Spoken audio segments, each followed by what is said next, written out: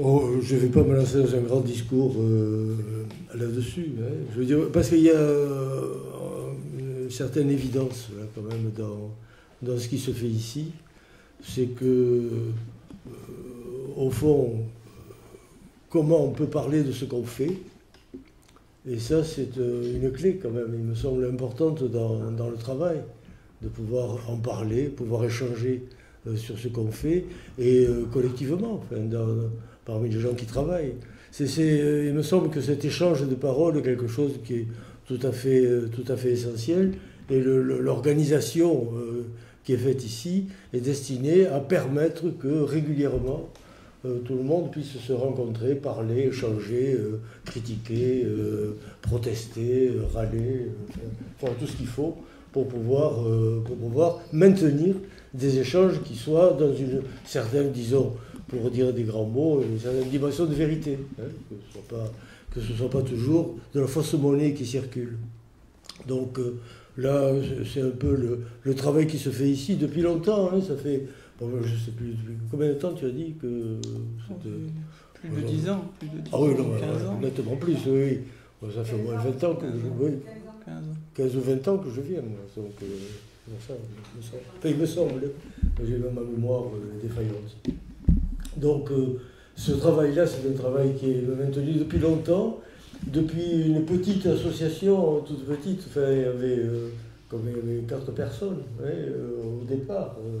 Donc c'était tout léger jusqu'à maintenant cet ensemble-là un peu majestueux, même, enfin, compte tenu de la majesté du lieu, il fallait bien répondre à cette majesté-là. Hein.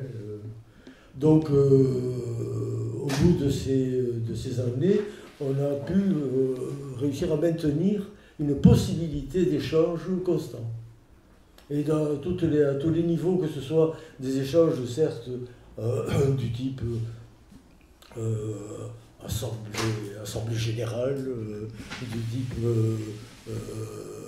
petit colloque, mais aussi évidemment les petits échanges qui ont lieu dans le café, là, où vous êtes allés, avec quelques-uns, etc. C'est donc faire en sorte que la parole soit continuellement en circulation et ne soit pas une parole un peu, comment dire ça, vous savez, comme les pièces de monnaie, où il fallait vérifier qu'elles étaient de bonne tenue, quoi. Hein, qu'elles n'allaient pas se tordre sous la pression. Donc ça, vraiment, ces échanges-là auront toujours lieu. Je veux dire, et ça, il me semble que c'est un peu une partie au moins de cette dimension de psychothérapie institutionnelle, que tu as évoqué. Il me semble qu'il y a quand même ça dans la psychothérapie institutionnelle, faire en sorte de ne pas être confronté régulièrement à ce qu'on pourrait appeler la parole vide, quoi, hein, qui est un classique quand même. Enfin, la plupart des gens qui travaillent dans des établissements savent très bien de quoi je parle. Hein, parole vide, on se dit rien, quoi. On fait semblant de parler. La pensée molle. Hein? J'ai pas entendu. Pensée molle. Pensée molle. Oui, si c'était une pensée molle encore, c'est pas grave, parce qu'on pourrait la raffermir. Mais c'est même pas ça, c'est une prise de position. Il me semble que ça va au-delà de ça. C'est une prise de position. C'est-à-dire, non, tant pis, on dit les choses, il se passera ce qui se passera, mais c'est très important de pouvoir le dire. Ce qui, dans une petite équipe comme ça, pourrait être problématique, mais on se rend compte qu'en fait, ça rend des services absolument extraordinaires. Ça permet à ce moment-là de pouvoir se libérer de tout un tas de ces petites bêtises que nous connaissons tous dans les rapports entre nous, quoi. Ah non, on ne va pas dire ça, attention, ça va blesser, etc. Là, on n'épargne pas. C'est très important. Bon, voilà. Cela dit, c'était pour qu'est-ce que je fous là? Bon, depuis le début, Florence avait fait appel à moi il y a une centaine d'années. Et j'avais répondu oui. À l'époque, j'étais jeune. Je ne savais pas à quoi je m'engageais. Et donc, et depuis, on travaille ensemble comme ça. Hein. Elle me sollicite. Quand je viens ici, je ne sais même pas ce que je vais faire.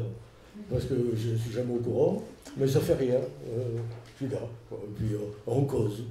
Voilà, c'est des choses simples, je veux dire.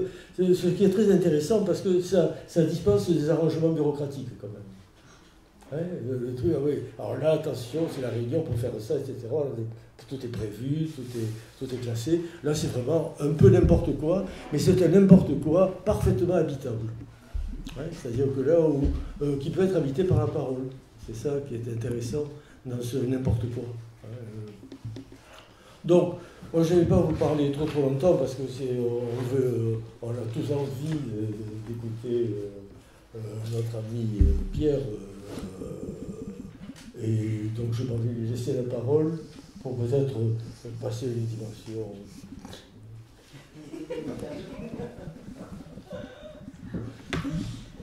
Je te donne la parole. Oui, tu veux passer le micro. Parce que moi je suis connu, je ne sais pas ce que je vais raconter. Mais voilà, c'est ça. La question, tu veux la question? Ah, ben voilà, tu veux une question. Le thème. Le thème, le thème, enfin moi comme je l'entends, si tu veux, c'est la question de la créativité. Voilà. Articulée avec les adolescents dans un lieu qui, comme tu l'as bien décrit, souhaite absolument qu'il y ait un contrepoint à la créativité de l'adolescent, qui soit la créativité de l'équipe. L'un fonctionne avec l'autre dans une dialectique qui va produire des espaces de créativité éventuellement. Voilà. Raconte un peu ce que tu fais avec les adolescents. Ah, tu... Attends, je vais pas le prendre. C'est promis, je parlerai. T'en veux plus, hein? Bon. Oui, on peut parler du projet qu'on a eu entre la Maison des adolescents des Pyrénées-Orientales et l'association RM Motion. Il y a 2 ans et demi maintenant, on a commencé. Donc l'idée de base, elle était assez simple, c'est-à-dire qu'on rencontrait des adolescents pour lesquels ils présentaient un profil qui n'était pas évident à traiter pour nous dans des entretiens duels en face à face. Pourquoi ? Parce que c'était des enfants qui étaient assez repliés, qui étaient plutôt taiseux, c'est-à-dire pas très verbaux, qui n'avaient pas de demande particulière, qui étaient amenés par l'école, qui étaient amenés par leurs parents, parce qu'ils ressentaient, ces gens qui étaient aux alentours, qu'il y avait une douleur sourde chez cet enfant. Et ils ne se trompaient pas, évidemment qu'ils ne se trompaient pas. Mais lui, l'enfant, n'en était pas encore au moment de justifier de sa plainte. Hein, donc il était éteint, il était en repli, et ce repli le conduisait en général à ce que vous entendez toujours maintenant à la radio, les déscolarisations, le repli chez soi, c'est des choses comme ça. Donc nous, on les recevait. Il y a ma camarade, si elle veut venir en dire un mot, la bienvenue, Soraya. Toi, tu as moins connu Lucille. Mais si tu veux venir, tu peux nous dire, hein, ou on te passera le micro. Et donc vis-à-vis de ça, donc il fallait qu'on ait une hypothèse de travail. Voilà. Donc c'était des enfants pour lesquels on s'est dit, oui, le champ de la créativité, il doit être remis sur la table, il doit être ravivé, parce qu'on supposait qu'il n'était pas éteint. Parce que quand on interroge un peu comme ça l'anamnèse et puis la phénoménologie du cas, les parents disent bien dans la chambre il ne fait pas tout à fait rien quand même. Il n'est pas absorbé totalement par le vide. Il a des pratiques, que ce soit sur le numérique, que ce soit des petits trucs qu'il fabrique, sexuels aussi. Les parents ne le savent pas, ou ils ne nous le disent pas forcément, mais elles sont là. Donc tout ça, si tu veux, nous ça nous a tellement interrogés qu'on s'est dit est-ce qu'il y aurait un moyen plus efficace que la relation duel à entreprendre avec eux.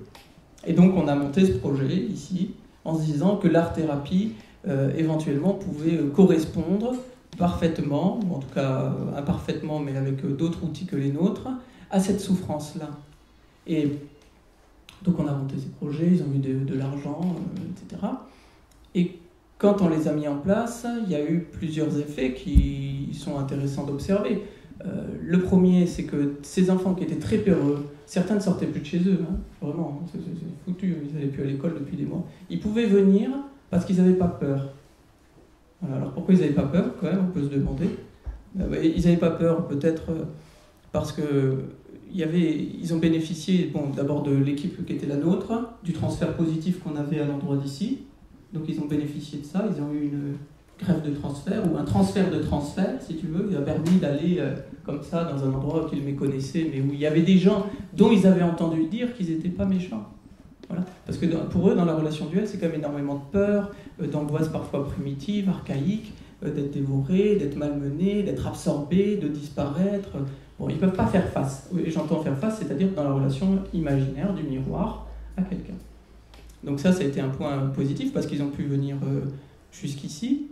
Ensuite, en fait, ils ont pu mettre en processus des conflits psychiques qui, par la matérialité du lieu, donc là c'est toute une somme, bon, elles nous expliqueront peut-être, mais d'ateliers qui sont mis en place. On ne fait pas de l'art-thérapie au sens abstrait, donc c'est des matériaux qu'on utilise. Et ces matériaux, ils sont détachables, ils sont sécables, on peut les transformer, on peut les ajouter, on peut les mixer. Bref, il y a toute une possibilité plastique que la parole ne permet pas pour eux, hein, à ce moment-là. Donc dans cet espace préverbal, ici, ils ont pu mettre en scène ces conflits et, je ne dis pas les résoudre, mais les vivre pour essayer de les traverser. Voilà. Donc ça, c'est parce qu'il y a des gens autour d'eux qui sont en mesure d'aider. Donc voilà, pour donner quelques repères un peu sur ce qui pouvait se passer dans ces ateliers. Bon, il y a d'autres choses à dire, notamment sur qu'est-ce que c'est que cette psychopathologie de ces enfants-là. Hein, on pourra y revenir peut-être, mais c'est pour te donner un peu de matière clinique.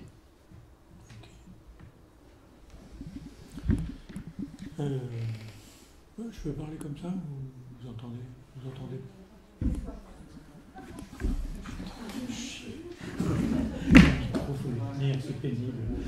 Je vais faire une œuvre de création. En Macron, ce serait pire.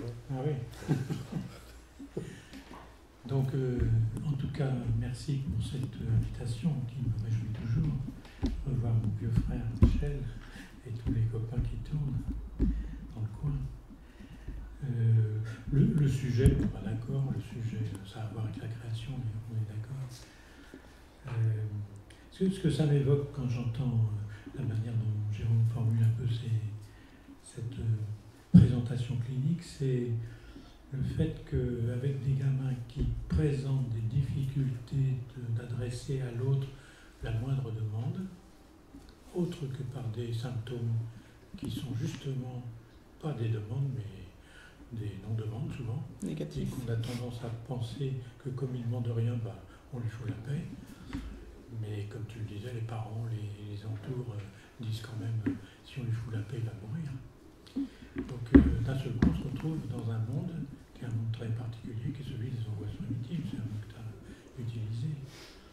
Les angoisses primitives, c'est un truc qu'on connaît bien tous, parce qu'on y est tous passés quand on était bébé. Mais on a passé quand même une grande partie de notre enfance et de notre adolescence à essayer de faire en sorte que les angoisses primitives qui mettent en question la survie physique et psychique soient dépassées, de telle sorte qu'on puisse justement, grâce à ces mécanismes qu'on va trouver progressivement dans l'interaction avec nos vieux, ne plus se poser à chaque instant la question de est-ce que je vais continuer à vivre. Bon. Alors, on voit bien que la question du bébé, à laquelle je suis très attaché, en fait, ça nous éclaire un petit peu.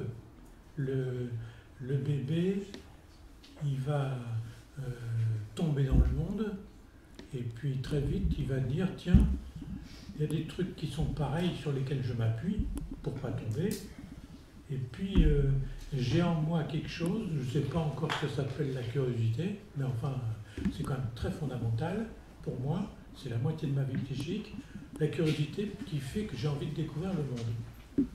Alors, ça ne se passe pas dans n'importe quelle atmosphère. Un type qui s'appelle Metzer a parlé de l'émotion esthétique, du choc, l'émotion esthétique de la naissance et de ce qui va suivre. Moi, je trouve que c'est intéressant, c'est un peu particulier, c'est un peu anglais, quoi. Bon. Mais enfin, il dit des choses quand même intéressantes.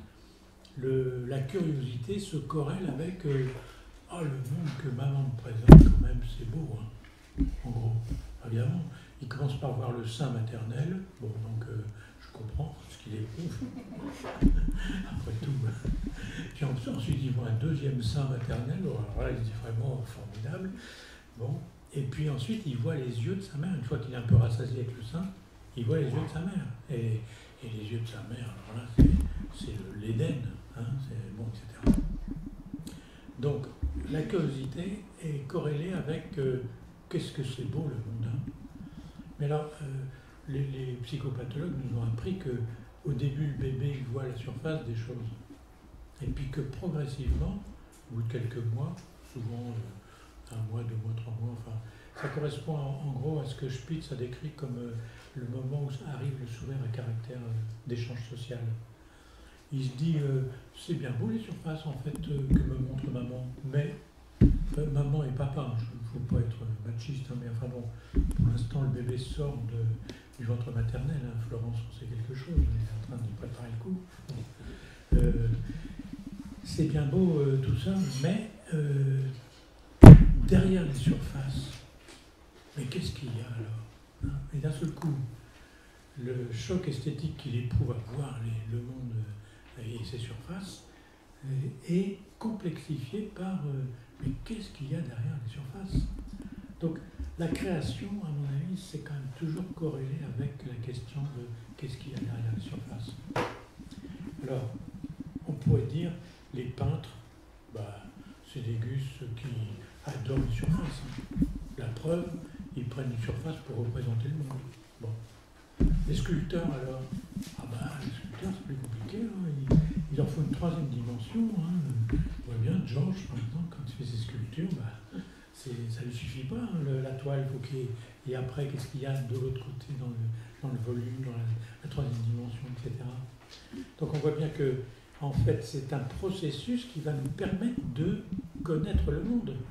Et on voit bien, Winnicott l'a dit, d'autres l'ont dit, en connaissant le monde, je crée le monde. Et on voit bien que dans les milieux sécures, les parents, sympas, bienveillants, qui s'arrangent pour que la fonction phorique fonctionne avec leur gamin, ils disent tu peux connaître le monde, tu peux découvrir le monde, tu peux. Et en fait, tu vas voir, le monde est quand même extrêmement intéressant. Et tu vas éprouver des tas de choses qui vont te permettre de constituer progressivement ta propre bibliothèque d'Alexandrie sur la connaissance que tu as faite du monde. Alors on voit qu'il y a quand même des gens qui se trouvent dans une situation beaucoup plus complexe, qui est celle de, en fait, le milieu dans lequel je suis n'est pas extrêmement sécure.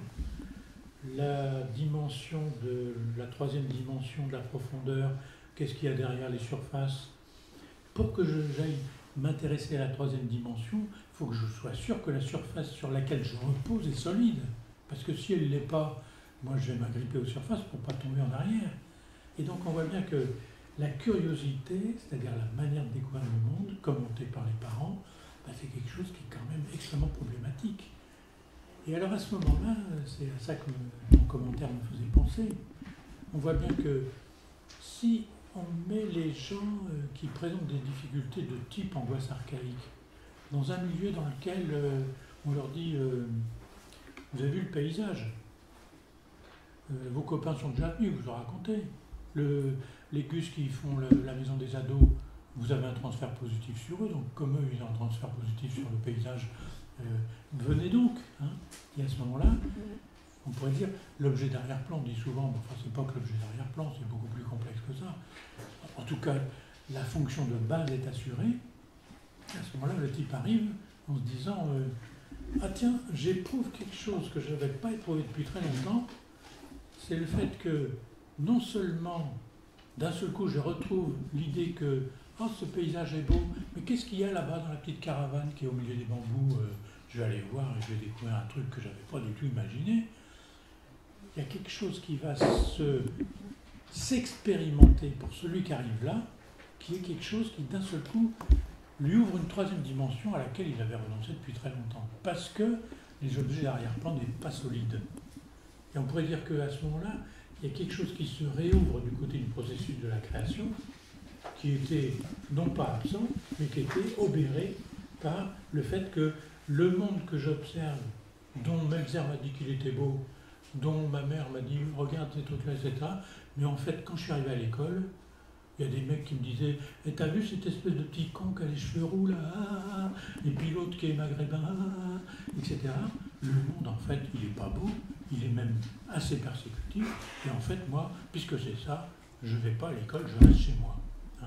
Et donc, d'un seul coup, ce gamin-là, qui trouve, on appuie sur les transferts successifs, comme tu l'as décrit très bien, il se retrouve dans un milieu dans lequel une ambiance porteuse lui permet de s'asseoir confortablement sur le gazon et de découvrir la bambousée et je sais pas quoi, et se dire, tiens quand même, je fais à nouveau connaissance avec quelque chose que j'avais connu au tout début, mais enfin qui a été très rapidement foutu dans les orties, et j'étais perdu dans mon truc, j'avais plus envie du tout de connaître le monde, parce que le monde, on me disait qu'il était beau, mais il n'est pas le monde beau. Il n'est pas le monde beau. Bon, c'est pas une danse nouvelle, hein, c'est une surprise du langage. Bon, donc, il me semble que là, il y a quelque chose comme Winnicott en parlait à sa manière, en disant espace potentiel.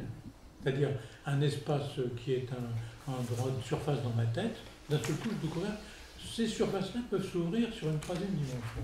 Et quelque chose que j'avais en moi, dont je pressentais que ça pourrait vraiment me rendre service, en permanence, je me le faisais renvoyer dans le but que non, le monde que tu imagines qui pourrait t'aider, non, le monde il t'emmerde, il te harcèle, etc. Hein, et tu te la fermes, et tu restes chez toi. Hein. Les psychologues vont dire vous restez chez vous parce que vous êtes amoureux de votre maman et vous ne voulez plus aller à l'école, etc. Mais en fait, c'est parce que vous êtes avec votre maman, hein, pour la protéger d'ailleurs, hein, de papa qui tape dessus, bon, etc. Tout un tas d'hypothèses cliniques hein, sur les phobies scolaires. Hein, bon. Mais là, justement, ce qui est très intéressant, c'est que la phobie scolaire fait que on isole l'école comme étant l'objet phobogène, mais on déploie des espaces nouveaux, on appuie sur quelque chose qui va permettre qu'un espace qui était fermé se réouvre, et notamment sur la troisième dimension. Et à ce moment-là, on voit bien que le processus de création, c'est pas comme certains art-thérapeutes que j'ai entendus, enfin des fois ça m'agace profondément, hein, et il y a une espèce de snobisme de l'art-thérapie. Ici, on peut dire que c'est pas le snobisme de l'art-thérapie, hein. C'est la bambousée de l'art-thérapie, hein. C'est-à-dire des trucs qui se développent bien et qui permettent d'aller voir ce qu'il y a derrière. Hein. Bon. Et donc, moi je trouve que c'est très intéressant de corréler cette question avec la redécouverte par l'enfant lui-même, devenant adolescent, de la nécessité de la curiosité. Curiosité esthétique, mais curiosité intellectuelle, etc., etc.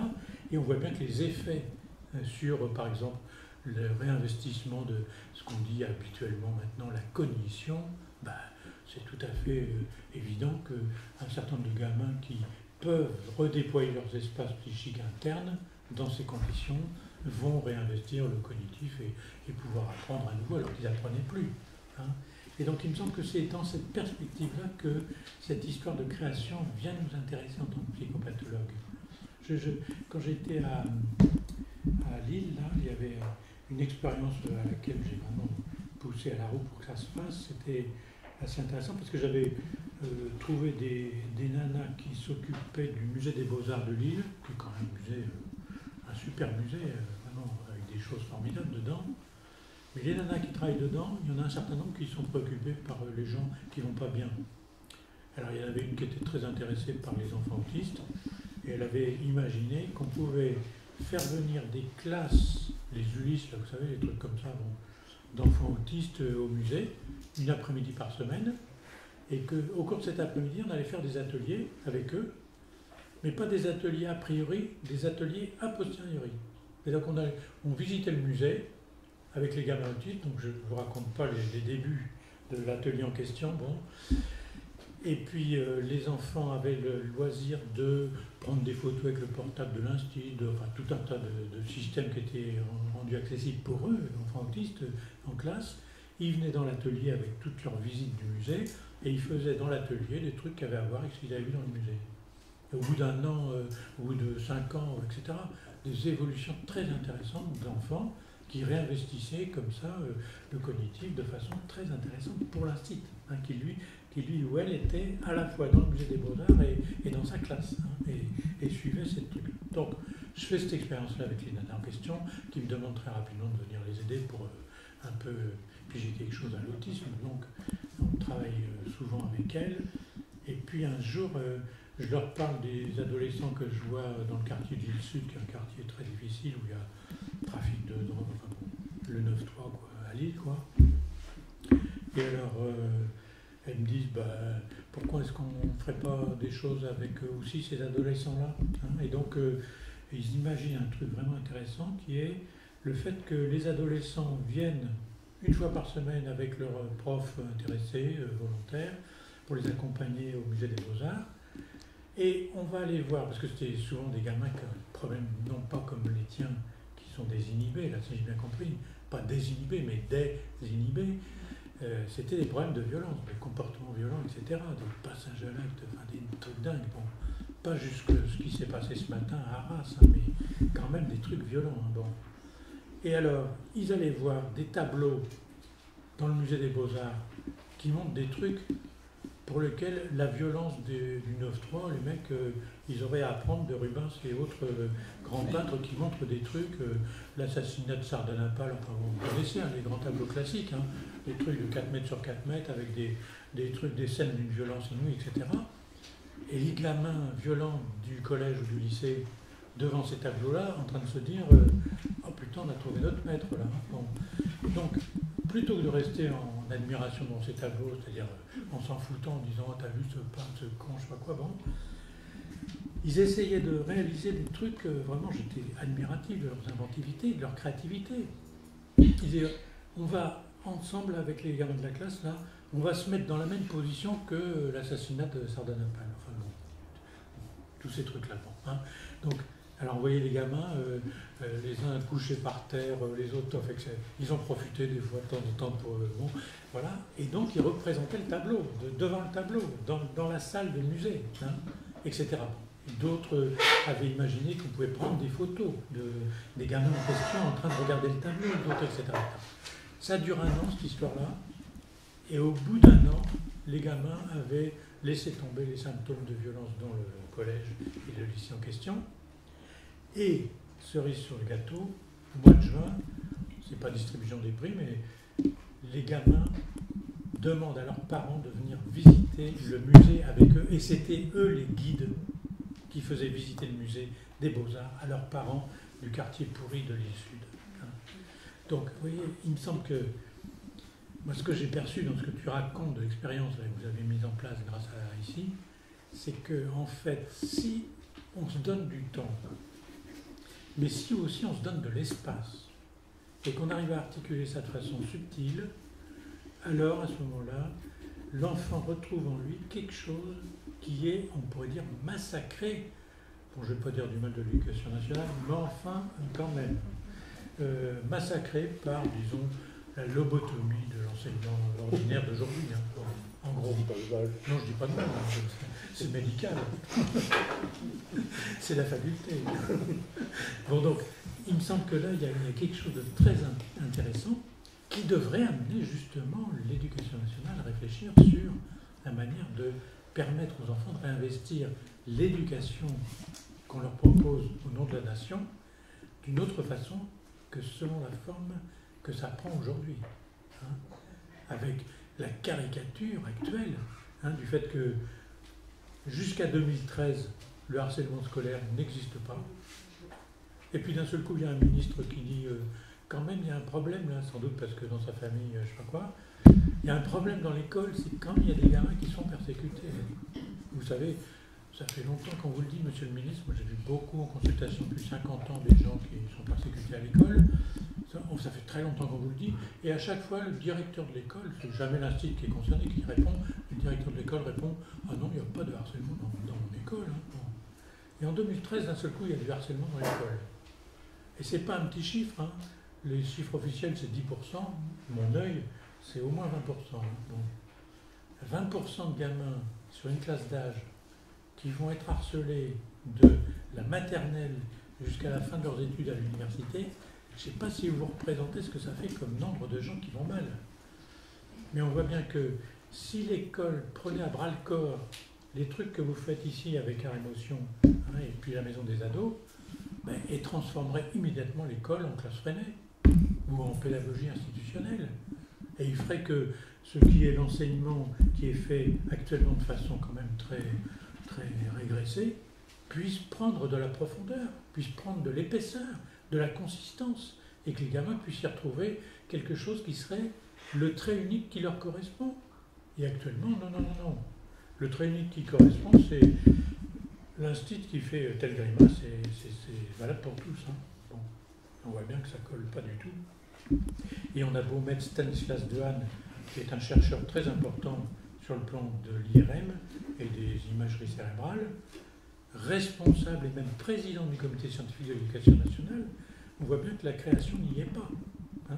Surtout qu'on a foutu dehors tous les pédagogues expérimentés, comme Philippe Mérieux et compagnie. Bon. Donc, il y a un vrai paradoxe là. Et moi, je trouve que l'expérience que tu racontes, celle que je vous raconte rapidement, etc., ça montre que si on prend ça d'un autre point de vue, on peut restaurer quelque chose qui sera un univers polydimensionnel, là où progressivement on tente de plus en plus vers un espace qui est un espace de rencontre de surface. Hein, comme tu disais, la fausse monnaie, quoi. Hein, le discours de la fausse monnaie, eh bien, évidemment, les échanges ne sont pas véridiques entre les gens. Hein, c'est des faux échanges. Et on voit bien que là, il y a quelque chose qui cloche. Hein. Donc, il me semble que la créativité, c'est important de l'articuler avec la curiosité infantile, c'est important de l'articuler avec les espaces, avec la temporalité, et c'est important de l'articuler avec la psychothérapie institutionnelle, parce que qu'est-ce qui rend possible tout ça? Ben, c'est que les gens puissent parler entre eux, non pas de leur réussite, ça c'est facile, c'est bon pour les congrès, mais de leurs difficultés. Et en fait, le test pour moi d'une efficacité redoutable, c'est quand on est dans une réunion de travail avec ceux qui s'occupent de personnes dans un atelier d'art-thérapie, ceux qui sont occupés à la maison des ados, ceux qui sont dans le secteur de pédopsie qui suivent ces ados, etc. Est-ce que dans cet endroit-là, je peux parler aux autres qui sont là, en toute authenticité, des difficultés majeures que je rencontre avec ce gamin? Si je peux le faire, c'est une réunion authentique. Sinon, c'est du baratin. Hein, c'est-à-dire, c'est des réunions de management. Alors, j'en profite pour vider mon sac. Les réunions de management, vous connaissez ça? Vous avez lu le livre de Johan Chapoutot? Oui, livre d'obéir. Le management du nazisme à aujourd'hui. C'est pas mal, hein? Ça apprend des trucs. Hein. Bon. Enfin, je n'insiste pas. Mais les réunions de management, c'est exactement ce que vous disiez. C'est-à-dire, on convoque les gens avec un ordre du jour et on leur dit, premièrement, deuxièmement, troisièmement, c'est que des sujets à la con qui n'ont rien à voir avec les soins. Hein. C'est l'efficacité du machin hydroalcoolique dans la prévention du Covid dans un service de pédopsychiatrie. Enfin, je ne sais pas si vous voyez. Le mec va parler 1 heure de ça, le qualiticien. Bon. Puis après, on va parler des remplacements cet été prochain des infirmiers, sachant qu'il n'y en aura plus et qu'il est prévu que démissionnent un certain nombre et qu'il y aura en gros 30% de... Alors, qu'est-ce qu'on fait l'été prochain? Et puis à la fin de la réunion, le syndicaliste de service dit est-ce qu'on pourrait aborder la question des supervisions? Parce que là, on arrive à la fin de l'année et puis le budget, vous allez bientôt le voter, donc est-ce qu'on remet ça pour l'année prochaine ou pas? Et le type qui est responsable, manager, dit ah ben, je m'excuse, mais c'est pas à l'ordre du jour, et puis là, on n'a plus le temps, il faut que j'aille une autre réunion de management. Et donc, le type remballe sa question, et il n'y aura pas de budget l'année prochaine pour la supervision. Voilà la réunion de management aujourd'hui. C'est comme ça que ça se passe dans les hôpitaux, hein, quelque chose près. Bon, alors on voit bien que les réunions dont on parle là, c'est pas du tout les mêmes choses. Hein. C'est des réunions où je suis en difficulté avec ce gamin, je me sens très mal parce que à chaque fois que je le vois, j'y arrive pas du tout. Il me fout le bazar dans ma salle où je le reçois. Enfin bon, si je fais la création en plus, j'ai plein de peintures, etc., de pâte à modeler. Je passe bien plus de temps rangé après que le temps de la séance, donc tu comprends, moi je ne vais pas pouvoir continuer. Puis en plus, quand je sors de la séance, à chaque fois ça me le fait de plus en plus, à chaque fois, je me sens nul. Parce que tu vois bien le comportement qu'il a. Alors si on est dans une réunion sympa, au sens profond, le mec qui est à côté dit, ben moi écoute, il y a 6 mois, j'étais un peu dans ton état, et ça a un peu changé parce qu'il y a eu quelque chose qui s'est passé, etc. Donc le type d'un seul coup, il reprend espoir. Hein, au fond du tonneau des Danaïdes, il attrape l'espoir et il dit, bon, ça y est, ouf quand même. Hein. Mais si tu es dans un réunion de manager, tu dis ça, je me sens nul. Le mec qui est à côté de toi, qui est en train de chevaucher l'amble sur son grand cheval blanc, hein, dit, ça ne m'étonne pas que tu te sentes nul, tu l'es.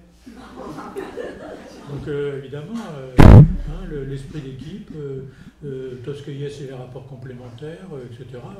Zéro. Hein. Bon. Et donc le mec sort de la réunion, il va voir son généraliste, il se fout en burn-out. Hein. Alors que dans la réunion où on peut parler authentiquement de la difficulté qu'on a, le mec sort de la réunion avec, il a récupéré l'espoir dans le tonneau des Danaïdes. Hein. Bon. Ah, ça change quand même la donne, ça, hein, sur le plan de la vie quotidienne. Alors voilà, il me semble que si on est dans cette perspective-là, la question de la création pour les adolescents, pour les enfants, mais pour les adultes aussi, ça s'articule avec des tas de choses de la psychopathologie qui me semblent tout à fait essentielles.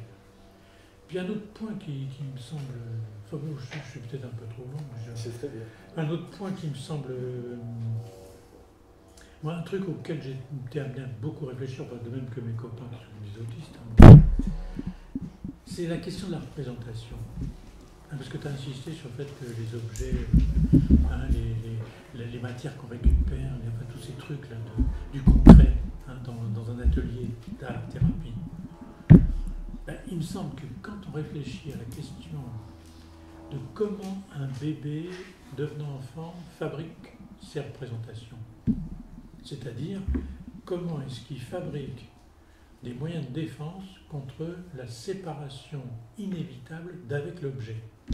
Alors c'est l'objet maternel, bien sûr, hein, dans la psychanalyse pure sucre. Mais enfin, c'est tous les objets. Hein. Un truc que j'aime bien, un objet transitionnel, un truc que j'aime beaucoup, auquel je m'agrippe, l'objet autistique, un truc qui peut me persécuter, l'objet psychotique. Enfin, bon, il y a beaucoup de catégories d'objets. Mais l'objet dans l'atelier, la pâte à modeler, le bout de ferraille que George soude, etc. C'est des objets, ça. Eh ben, c'est pas donné d'emblée que tout le monde peut se les représenter une fois que l'objet a disparu. C'est même la problématique essentielle de l'autisme et un peu de la psychose, enfin, aussi beaucoup de la psychose. Mais pour l'autisme, quand même, on voit bien qu'il y a une question là, pour laquelle je n'ai pas vraiment de réponse encore. Hein. C'est vraiment des hypothèses. Est-ce que je m'agrippe à l'objet parce que sinon je tombe dans un trou sans fin, première forme de l'agonie primitive, bon d'accord, ça peut être ça, hein. Mais est-ce que je m'agrippe à l'objet parce que comme je ne suis pas sûr que les représentations que j'en ai de cet objet auquel je m'agrippe, ça tient dans ma tête de façon stable, ben, je préfère m'agripper parce que je n'ai pas envie d'expérimenter que quand je ne m'agrippe plus, en fait, la représentation s'est barrée avec. Pourquoi? Ben parce que j'ai une difficulté à fabriquer des représentations. Est-ce que c'est génétique, la cause, etc., neurodéveloppemental? Bon, il y a sans doute un peu de tout ça, mais enfin, ça ne peut pas être que ça. Hein, bon. Mais on voit bien que cette question-là, quand on est dans un atelier où on dit, je me rappelle par exemple d'un atelier qu'on avait fait à Angers, qu'on appelait l'atelier totem, ben, les ados allaient dans leur famille, des fois dans leur poubelle, enfin, etc., et revenaient toujours avec un petit sac, ça faisait partie des consignes de l'atelier, avec un petit sac dans lequel il y avait des rouleaux de PQ vides, enfin comme à l'école maternelle, vous connaissez, hein, des rouleaux de PQ vides, enfin, etc., des boîtes, des trucs en fer, des trucs, n'importe quoi. Et ensemble, dans l'atelier consacré aux ados, ils allaient fabriquer un objet à partir de tous ces objets-là, qui s'appelait un totem. Bon. Alors ils ont construit des trucs absolument extraordinaires, il y avait des trucs des fois qui étaient nuls, mais c'est pas le problème. Le problème, c'était ces objets que j'ai trouvés, qui pourraient s'apparenter à des déchets, ben, je les élève au rang d'objets artistiques. Mais on voit bien que des fois ça l'était artistique et des fois ça l'était pas. Mais ce qui comptait, c'était que ces objets-là, on puisse les réunir ensemble et en fait fabriquer un truc dans lequel moi je ne suis pas vraiment sûr que je peux me représenter l'objet. Mais je m'appuie sur mon voisin qui lui a l'air de bien s'y connaître dans ce domaine-là et se représente très bien. Et en fait ensemble on fait un objet qui est une sorte de chimère à plusieurs. Et d'un seul coup, par exemple à la fin de l'atelier, je prends en photo le truc, je l'emmène chez moi sur mon portable. Et le soir, je regarde mon truc s'il est toujours là, et je me rends compte que quand même, quand je regarde ce truc-là, non seulement j'éprouve une sorte de réassurance au fait que, tiens, ça correspond bien au souvenir que j'en avais. Et d'un seul coup, ça me fait du bien, et en fait, je découvre que même ça me fait plaisir de regarder cet objet qu'on a fabriqué à plusieurs. Et alors évidemment, les gamins qui éprouvent ça dans l'atelier en question, Totem, quand ils se retrouvent dans un groupe, dans leur collège ou dans leur lycée, ben, leur rapport aux autres n'est pas du tout le même. Hein, et on voit bien que ça travaille sur le processus qu'on appelle généralement sublimation, mais que dans ces cas-là, moi prudemment, j'appelle proto-sublimation, c'est-à-dire les éléments pour que de la sublimation puisse survenir un jour. Et on se rend bien compte que là, ces représentations de cette photo de la chimère sur mon portable, c'est quelque chose qui est en chemin vers la sublimation. Et ça a comme avantage de dire, ah ben mes représentations, je les compare avec la photo, ah ben ça tient. Donc je me sens plus assuré, et quand je suis avec les autres, ben, je peux parler des trucs sans avoir l'impression que tout fout le camp tout le temps de ma tête. Mais aussi, il y a quelque chose comme une dimension du plaisir qui est retrouvée. Et là, on rejoint ce que je disais tout à l'heure sur le plaisir de la curiosité. Hein. Il y a quelque chose d'un autre ordre qui se refait à jour pour l'adolescent en question. Et quand il retrouve ses copains, évidemment, il n'est pas dans le même rapport avec le monde que quand il est avant l'atelier Totem en question. Voilà, quelques éléments d'association libre par rapport à ce que vous avez introduit de façon très intéressante. Peut-être qu'on peut discuter maintenant à plusieurs. Très bien, est-ce qu'il y a des réactions immédiates? Sinon, une petite... en curiosité. J'ai trouvé très amusant ce que tu as dit sur l'espoir qui s'envole du tonneau des Danaïdes. Non, c'est de la boîte de Pandore. Oui, c'est marrant. C'est-à-dire, ça fuit de partout. Oui, c'est ça, exactement. Oui, très bien. Merci de la rectification de l'helléniste de service. Très bien. Oui, dans Curiosité, une association, il y a la notion de cure. Ouais. Pour les organisations. Ouais. C'est mignon ça, la curiosité. La curiosité. Et on dit que c'est un vilain défaut, mais non, c'est une méchante qualité. Allez-y, associez, je ne suis pas tout seul, associez. Vous avez le droit de dire des conneries. Je vais poser une question. Tu places à la connotation esthétique de genre. Je sais pas, vas-y. Je sais pas. Ben non. Je te pose la question. J'ai jamais très bien compris ce truc de genre, oui. Tu le connais, toi? La connotation. Bon, c'est la connotation esthétique. Au fond, c'est le... c'est ce que je peux comprendre parce que j'ai couru, bien sûr. Mais il me semble que c'est vraiment ce qu'on pourrait appeler la condition de possibilité de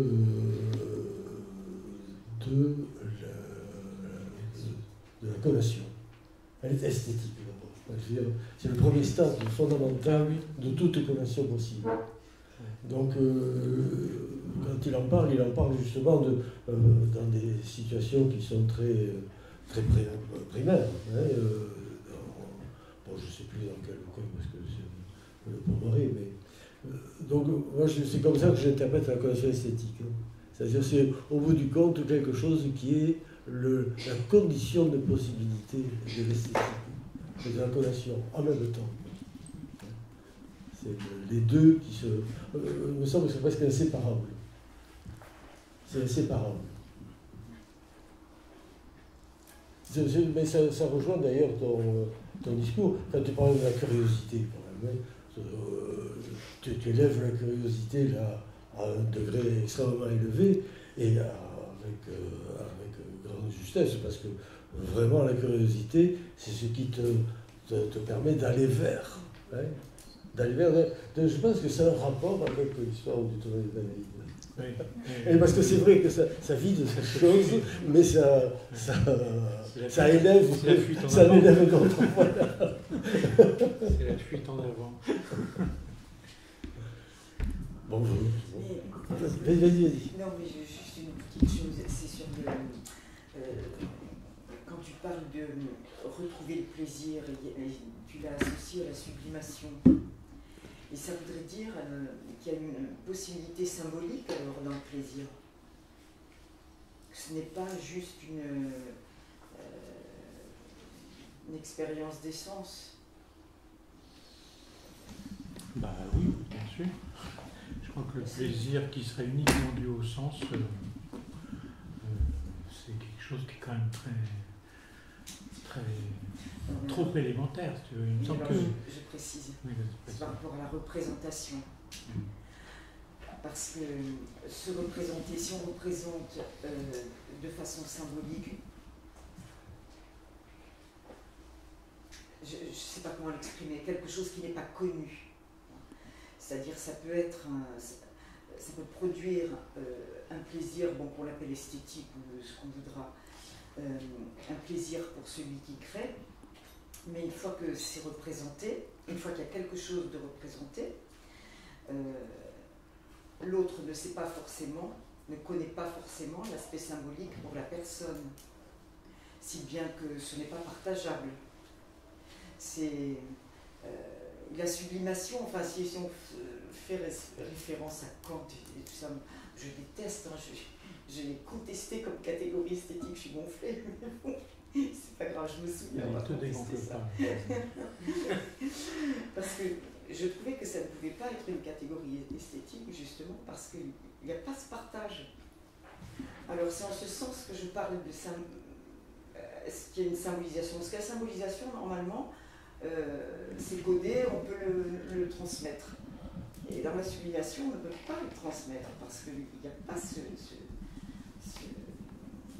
signe-là. Donc, plaisir, je ne sais pas qu'est-ce qu'on peut trouver. Officiellement, la sublimation, c'est quand même une possibilité de transformer quelque chose qui serait une énergie en moi en quelque chose qui est socialement admis. Alors, dès qu'on dit socialement admis, ça veut dire que le symbolique est partageable.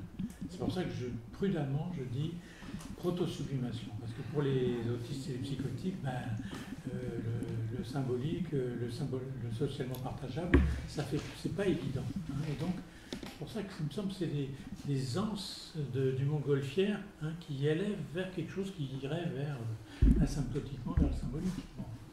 Et, bon, moi, ce qui me paraît quand même finalement intéressant, c'est, je pensais par exemple à la question de l'art brut, que Oury a beaucoup parlé de ça, Toscaïès aussi. Bon, la création pour Forestier, pour tous ces gens-là, on voit bien que c'est en même temps quelque chose qui est un objet qui est devenu symbolique maintenant, mais de leur vivant, c'était pas un objet symbolique au sens strict, c'était une rustine qui leur permettait de ne pas dégonfler leur narcissisme. On revient au tonneau des Danaïdes. Hein. Et donc, il y a quelque chose de très important dans l'art brut. Je ne fais pas un truc pour que ça soit beau, pour partager. Je fais un truc parce que si je ne le fais pas, je me dégonfle narcissiquement. Et donc, c'est une rustine que je pose là sur les hémorragies narcissiques que j'ai. Et donc, on voit bien que là, on n'est pas du tout dans la sublimation, on est vraiment en deçà du processus de sublimation. C'est paradoxalement devenu symbolisé à partir du moment où Dubuffet a écrit à Toscaïès et Oury en disant les mecs, on va appeler ça l'art brut et on va le mettre dans des musées, etc. Et d'un seul coup, les mecs eux-mêmes ont été surpris, hein, les artistes entre guillemets ont été surpris, les artistes bruts ont été surpris, parce que c'était pas du tout ça dans leur téléologie à eux, c'était vraiment un truc qui faisait par nécessité vitale, continuité d'exister, hein, c'est bien ça. Donc on voit bien là, c'est pas la sublimation au sens classique, c'est vraiment de ça. Pour ça je distingue un peu les deux, un processus. Ça c'est une claire réponse. C'est une excuse, je vais parler de moi 30 secondes, pardon. Hein. Mais c'est juste qu'en ce moment, les grandes toiles que je fais avec ce qui est pour moi, où j'essaie d'en parler, je dis la question de l'eau, c'est un terme pourri, je ne sais même plus comment le désigner. Alors ce que tu viens de dire là en parlant d'hémorragie narcissique, alors ça c'est un truc, mais je crois que ça va me rester, c'est un truc qui me parle, parce que ce n'est pas partageable ça. Je ne veux pas le représenter, je n'ai aucun plaisir pour le coup à représenter la question de l'eau. Je ne sais pas. Je sais que ça me préoccupe depuis des années, mais maintenant, c'est très à la mode, c'est très galvaudé. Je n'arrive plus à préciser ce qui serait partageable. Est-ce que c'est pour tenir? Je ne sais pas.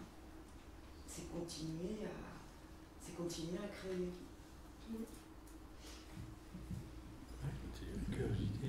Et oui, dans cette affaire, c'est vrai qu'il y a peut-être une distinction à faire sur les différents registres, peut-être de la créativité. Alors ils sont abstraits parce que c'est juste parler qu'on utilise cette différence-là, mais si on prend le cas, je pense à un petit garçon qui est venu ici, qui avait environ 13 ans, et que je recevais, et je lui proposais des feuilles blanches pour qu'il dessine. Et il en faisait lui des confettis. Bon. Alors on essaie d'inventer un truc pour contenir toutes ces confettis, quoi, pour les rassembler avec du scotch, fabriquer un truc, quoi. Et alors ensuite je dis à Florence, ça serait bien que tu le vois ici, ça pourrait aider quand même. Et je lui ai dit, tu fais ce que tu veux, mais fais de la mosaïque. Voilà. Donc ce gamin, après, quand il a fait la mosaïque, c'était extraordinaire. Il était tout d'un coup en train de faire quelque chose de ce qu'il ne faisait pas avant. Et surtout, dans ce truc-là, il était en attente de quelque chose. C'est-à-dire qu'il n'y avait pas d'objet encore pour lui. C'est un psychotique, un enfant psychotique. Donc ici, on voit bien que la création est du domaine existentiel. Voilà. Et pas du domaine de la représentation. Où il insiste beaucoup là-dessus quand il parle de la création et de la schizophrénie. Il dit que ça vient d'un site, et tout son travail pour lui, et on va y revenir, je pense, c'est la création d'un site de création. C'est-à-dire délimiter une zone où la création puisse émerger, un lieu d'émergence de la création. Et ça, en effet, avec des personnes qui sont complètement chroniques, qui sont clinophiles, qui ne bougent plus, ou qui sont des personnes de cire complètement mal en point, c'est extrêmement difficile. Donc ça, c'est un point du côté de la psychose qui est fondamental, parce qu'il n'est pas exclu chez tout le monde. Je veux dire par là que la création existentielle, je ne sais pas si c'est les premières, deuxième, moi je n'aime pas trop les trucs développementaux, mais il y a un processus qui passe par là. Et quand on regarde les adolescents, ceux d'aujourd'hui, ils sont quand même très créateurs. C'est-à-dire que quand on les reçoit, ils disent tous qu'ils font du dessin, ils font plein de trucs, quoi. Donc, moi je me suis demandé, mais alors pourquoi ils créent comme ça spontanément, ces adolescents, d'où ça leur vient, cet élan créateur qui les prend et dont ils ne peuvent pas se défaire? Je me suis fait une réflexion un peu toute simple. C'est que pour l'adolescence, la question elle est peut-être moins du côté du survenu du sexuel. Voilà, c'est pas tout à fait ce que j'ai préféré voir. Il y a beaucoup de gens qui ont écrit là-dessus. Elle n'est pas tout à fait du côté identitaire. À mon avis, elle est côté du miroir. C'est-à-dire qu'il se passe quelque chose de surprenant pour tous les adolescents, c'est que le miroir dans lequel ils se miraient jusqu'à présent, à savoir le grand autre, disons parental, ils le prennent comme une idole, ils le brisent par terre. Voilà. Donc il se détruit. Alors on survit plus ou moins bien à ça, et c'est pas forcément aussi brutal que je le décris, c'est parfois plus progressif, mais il se trouve que l'image qui les retenait, et celle à laquelle ils tenaient, n'est plus. Donc ils vont devoir la reconstruire. Et de ce point de vue-là, ils ont des réflexes, c'est vrai, de repli. Ils ont des moments où leur image ne tient plus, donc ils vont la bricoler. Et ça, alors là, il y a une phénoménologie énorme, avec les habits, le maquillage, le style, tout ce que vous voulez, une manière de parler. Enfin bref, ils sont très inventifs. Voilà. Parce qu'il s'agit, à mon sens, pour eux, de fabriquer une image qui puisse tenir face à l'autre qui est social maintenant. Voilà. Et quand il se passe ça, au moment de cette destruction, moi je le vois comme ça, c'est pour ça que ça touche à la question de l'esthétique et de la création dans la psychose, c'est qu'il y a un moment donné où il se pose la question, je dirais, du refoulement originaire. Parce qu'à ce moment-là, il se demande est-ce que c'est bien fermé de ce côté-là? C'est-à-dire, est-ce qu'il y a chez moi un point de vide à partir duquel je peux créer une feuille blanche? Parce que s'il n'y a pas de feuille blanche, que vous êtes collé à la feuille, que vous ne pouvez pas vous décoller, vous ne pouvez pas passer par la feuille. Vous pouvez pas. C'est le gamin dont je vous parle. Il la découpe. Il n'a pas accès au plan de la représentation à la surface dont tu parlais. Donc, il la découpe en 1000 morceaux, c'est lui. Alors que, bon, tout ne se passe pas par là, mais il me semble que c'est à ce moment-là que ça interroge, et ça peut peut-être éclairer aussi, pourquoi les décompensations psychotiques se passent à l'adolescence. Enfin, moi j'ai une hypothèse comme ça, pourquoi les bouffées délirantes, l'entrée dans la schizophrénie, c'est ce moment-là. Parce qu'il me semble qu'à ce moment-là est interrogé un vide, donc dans le symbolique, donc pour ça il faut qu'il y ait du symbolique, qu'il y ait du retrait, qu'il y ait eu une négativité première qui permette qu'il puisse y avoir de l'émergence d'autres choses, parce que si le monde est plein, et c'est pas possible, prenez les productions des schizophrènes. Uri, il a beaucoup parlé là-dessus, hein. Il a beaucoup parlé de ça, il dit il n'y a pas de vide dedans. Hein, c'est vrai qu'il n'y a pas de vide. Donc on regarde, il n'y a pas longtemps, je faisais dessiner un petit gamin comme ça, qui était très pris. Eh bien, il prenait sa feuille, il faisait tout. Tout l'espace était absolument rempli. Et alors je me dis, il est peut-être psychotique celui-là, je sais pas, enfin, ça suffit pas quand même pour dire ça, il faut faire d'autres choses. Mais il m'a prouvé que d'une autre manière qu'il l'était, et je vais vous dire laquelle, c'est qu'en se quittant, il fait chaud à Perpignan. Donc il y a une petite fontaine, vous voyez, pour prendre à boire là. Voilà le truc. Bon, donc il décide de se servir un verre d'eau. Mais je savais qu'il n'avait pas soif, alors je le regardais, et je l'ai vu, il met son verre, comme ça, hop, il mettait le truc, et puis arrivé au bout, il mettait goutte par goutte. C'est-à-dire qu'il remplissait le verre, non pas pour qu'il déborde, mais qu'il n'y ait plus de vide. Tu vois ? Et il le faisait. Et donc je lui disais à la mère pour l'aider, je lui dis, vous voyez, à quel moment il peut y avoir des espaces de retrait, et à partir desquels on peut travailler à quelque chose. Il était complètement pris, il était absorbé par un grand autre qui était absolument envahissant, qui prenait toute la place et dont il ne se décollait pas. Et pour créer, il faut se décoller. C'est ça un peu l'astuce, peut-être, qui est un mode plus névrotique. Alors je crois que Louis disait noétique, tu vois, la création noétique et la création existentielle. Noétique dans un sens où voilà, il y a accès à autre chose quand même. Donc ça cet espace-là de la représentation, où va y avoir le plaisir, ça y est, on y vient. Oui, c'est important, mais là où il me semble qu'on situe le travail ici, enfin dans ce que j'en ai compris, c'est quand même en amont. Hein, c'est au moment où il y a une nécessité existentielle. Et on crée qu'au moment où, et ça va dans le sens de ma petite théorie, le narcissisme vole en éclats. C'est-à-dire que quand votre image se détruit, vous avez accès à quelque chose qui ne soit pas juste la mise en avant de votre image satisfaite. Je reproduis mon image en série, parce qu'elle me plaît et qu'elle va plaire à l'autre. Donc on est dans une démarche de séduction un peu infantile, et pas du tout dans un champ de la création. Voilà. Donc là-dessus, en effet, est-ce qu'on se gargarise des productions? Est-ce que c'est l'œuvre qui doit être admirée? Est-ce que donc le professionnel qui regarde l'œuvre, il doit se dire j'aime pas? C'est un truc que j'étais au milieu l'autre jour. Les gens ils disent ça, j'aime pas, ça me semble quelque chose d'absurde. Ma question c'est pas celle-là, en tout cas, comme clinicien auprès des enfants, des ados, c'est qu'est-ce qu'il a eu à traverser pour en arriver là? Et à quoi il y a son symptôme là-dedans qui a pu être renversé, modifié, déplacé grâce à cette production-là. C'est ça qui est la question. Je dirais un peu dans le travail, beaucoup plus que j'aime pas, ça relève de l'art brut, parce que là on est dans le marché, effectivement, alors là, tout ce qui va ensuite, tu en as dit assez de méchanceté, je vais rien en dire de plus. Donc voilà. Ce qui me semble assez important, c'est quand même ce domaine-là, et pour en dire un tout petit peu plus peut-être sur cette question, pourquoi elle est peut-être un peu plus actuelle qu'elle a pu l'être auparavant, c'est que les adolescents ont changé. Voilà. Alors comment je le sais? C'est ça, alors c'est une intuition. Et j'ai regardé des sociologues. Moi, je ne suis pas très sociologue, je ne m'intéresse pas aux généralités, enfin bon, mais ils m'ont intéressé. Et ils ont fait des études longitudinales, comme ça, sur 20, 30, 40 ans. Voilà. Et alors, il y a une césure en 1995, où, d'après les sociologues, je crois que c'était Ehrenberg et d'autres, où les adolescents, tout d'un coup, ils changent un peu de comportement. Hein. Alors, leur comportement, il est beaucoup plus casanier, il est moins charnel, il y a beaucoup moins de relations sexuelles après 95 qu'avant. C'est peut-être contre-intuitif, mais... c'est pour ça que la fécondité baisse. C'est pour ça que la fécondité baisse, et qu'il n'y a pas de plaisir. Voilà, c'est ça le problème.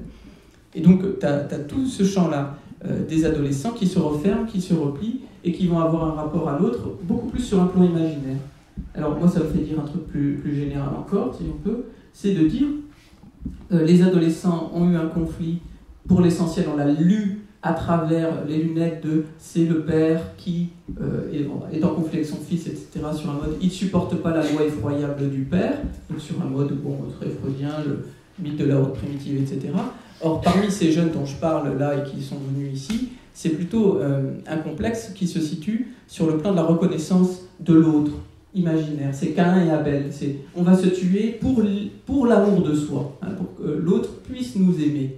Donc c'est tout à fait un autre registre. Ça ne veut pas dire que ça élimine le premier. J'ai juste ça le complète. Et c'est peut-être une autre porte d'entrée pour les cliniciens pour essayer de comprendre ce qui joue dans les rapports entre les jeunes. C'est peut-être pas toujours sur le plan de, comme tu disais, les copains plutôt et leurs effets au sein de la cour de récré, où là il y a des meurtres, pas que symbolique, hein, mais il y a des meurtres, il y a toute la notion aussi qui avait été avancée par Bataille, hein, sur le bouc émissaire, sur l'économie générale, qui permettait de voir un petit peu au-delà des lunettes du marxisme orthodoxe, et de voir qu'il y a une économie du symbolique et du désir, donc de la destruction, c'est-à-dire du potlatch. On prend quelque chose qu'on aime et on le détruit. Et ça, c'est une économie absolument centrale dans l'adolescence, où on se prend soi-même comme feu de paille parfois. C'est-à-dire qu'on se sacrifie au nom de quelque chose. Bon, ça c'est des détails plus machin. Mais tout ça pour dire que ces ados-là qui ont beaucoup changé, peut-être sociologiquement, après il y a toujours des cas classiques aussi, voilà, il y a une conséquence à ça, c'est que l'image de soi, elle est morcelée. L'image, elle est morcelée. Et ce morcellement, il conserve, sauf dans la psychose, l'unité corporelle. C'est-à-dire qu'on peut avoir le corps qui est morcelé en conservant l'unité corporelle. Et quand il arrive ça pour quelqu'un qui ne peut pas s'en relever, eh ben on a affaire à ce qu'on décrivait tout au début, des mondes réduits, des mondes minuscules, le repli dans la chambre. C'est-à-dire qu'on recrée un tout petit monde qui, celui-ci, peut être supportable.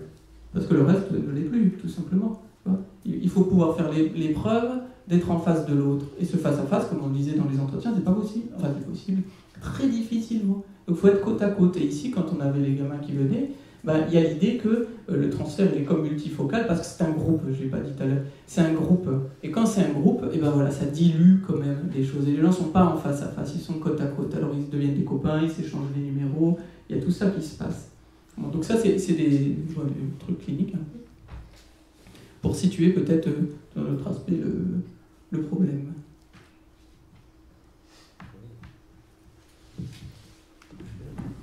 Je vais dire un petit mot, là, parce que depuis un bout de temps, j'ai ça devant moi. C'est une histoire évidemment qui est une longue histoire, hein, parce que ça fait l'éventail. Hein. Et je songeais à un film avec Gabin, dans lequel, je ne sais plus qui, disait « Il voit les choses qui sont derrière les choses ». Ouais. Vous vous souvenez de ce film? Non. Aucune idée. Non, c'est un film. C'était le corps et la surface. Le corps est que la surface du visible, mais qu'il y a l'invisible au-delà. Je ne sais plus. Moi, j'ai retenu la formule, hein, simplement. Il voit les choses qui sont derrière les choses. Et alors, il me semble que. Moi, l'expérience que j'ai eue avec les éventails, hein, c'est bizarre. Enfin, je te regarde, donc c'est toi le roi de l'éventail. Hein. Je me dis, en fait, ces éventails ne sont pas pratiques. Au début, ça faisait chier parce qu'ils avaient des. On se faisait mal au doigt. Toutes ces choses-là, tu te souviens, hein, et puis bon, ils sont un peu effilochés, enfin, on sent qu'il y a quelque chose qui ne va pas. Et si on se disait, il n'y a pas d'éventail derrière cet éventail, c'est-à-dire commencer à pouvoir accepter les choses qui sont comme ça, enfin, dans leur propre surfacéité. Hein, en surface, quoi. C'est-à-dire savoir que et ça je me disais, est-ce qu'au fond c'est pas quelque chose, une question de l'artiste? Je te pose la question, hein, parce que tu es devant moi, mais je le vis pas comme ça. Alors face au tableau, tu fais un tableau.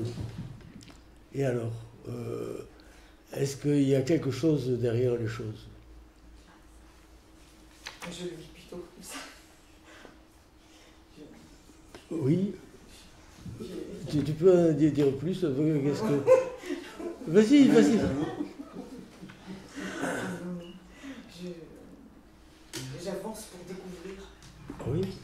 tu découvres quelque chose qui est derrière le tableau. Ah, je ne sais pas si c'est derrière. Ah ben non, mais c'est... Non, l'espace n'a aucune importance là. Ah, oui, mais c'est pas rien quand même, hein, parce que l'espace, c'est là où arrive le solide, quoi. Hein, oui, non. Hein. Alors attends, parce que ça dépend de quel point de vue on se place, parce qu'on Oui. peut parler de surface. Oui. Bon. Si on prend la surface au sens, on va dire, symbolique. Comment? Euclidien. Oui, c'est-à-dire qu'en fait, on imagine que ce n'est pas évidemment de la surface. Encore faut-il qu'on ait l'idée, il faudrait, avec ce que tu dis, qu'on ait l'idée de l'objet, mais c'est pas possible. Ben oui. Il n'y a pas d'idée de l'objet. L'objet, il se fait, mais tu ne sais même pas où il est ni comment. Tu cherches quelque chose pour le faire, mais l'objet tel que...